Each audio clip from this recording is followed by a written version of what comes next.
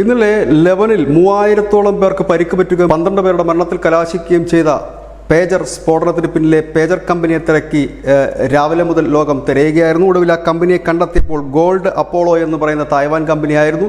Taiwan കമ്പനിയുടെ ഉടമ തന്നെ പറയുന്നത് തനിക്കിതുമായി ബന്ധമില്ല എന്ന്. 3 വർഷം മുൻപ് മറ്റൊരു കമ്പനി തങ്ങളുടെ ബ്രാൻഡ് നെയിം യൂസ് ചെയ്യാനായി നൽകിയിരുന്നു എന്നുമാണ് പറയുന്നത്. പിന്നീട് ആ കമ്പനിയെക്കുറിച്ചുള്ള അന്വേഷണങ്ങളായി അത് ഒടുവിൽ എത്തി നിന്നത് ഹംഗറിയിലെ ബാക്ക് എന്ന് പറയുന്ന ഒരു കമ്പനിയിലേക്കാണ്. ഈ ബാക്കാണ് ഈ പേജറുകൾ 5000-ഓളം പേജറുകളാണ് ഈ സ്ഫോടക വസ്തുക്കൾ നിറച്ച് ഈ കമ്പനിയാണ് നിർമ്മിച്ചിരിക്കുന്നത് എന്നാണ് ഇപ്പോൾ ലഭ്യമാകുന്ന വിവരം. ഏതായാലും ഒറ്റ ദിവസം കൊണ്ട് ഈ ഗോൾഡ് അപ്പോളോ എന്ന് പറയുന്ന കമ്പനി ഫേമസ് ആയി. ഇതുവരെ ആരും തിരയാതിരുന്ന കമ്പനിയാണ്. എന്നാൽ ഈ കമ്പനിയുടെ പേര് പുറത്തു വന്നതോടുകൂടി കമ്പനി വെബ്സൈറ്റും പൂട്ടി സ്ഥലം വിട്ടിരിക്കുന്നു. അതിനുശേഷം മാധ്യമങ്ങളടക്കം തിരഞ്ഞത് ഹംഗറിയിലെ ബാക്ക് കമ്പനിയെക്കുറിച്ചാണ്. എന്നാൽ ഇങ്ങനെ ഒരു കമ്പനി ഉള്ളതായി ആർക്കും അറിയില്ല.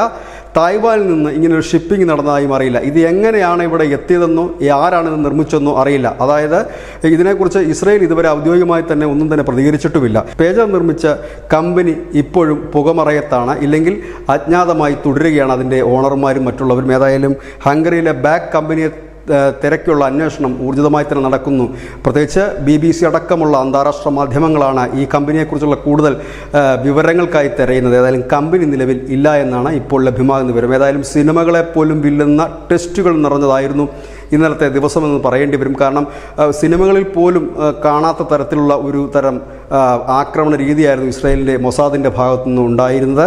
ഏതായാലും ലോകം വേറൊരു ലെവലിലേക്ക് യുദ്ധത്തിൻ്റെ രീതികൾ മാറുന്നു എന്ന് കാണിച്ചു തരുന്ന ഒന്നുകൂടിയായിരുന്നു കഴിഞ്ഞ ദിവസം നടന്നത്. ഏതായാലും ഇപ്പോൾ പേജർ ഉണ്ടാക്കിയവനുമില്ല, അത് വിതരണം ചെയ്തവനുമില്ല, പകരം പൊട്ടിത്തെറിച്ച് മരിച്ചവരും അപകടം പറ്റിയവരും മാത്രം. News desk news India Malayalam.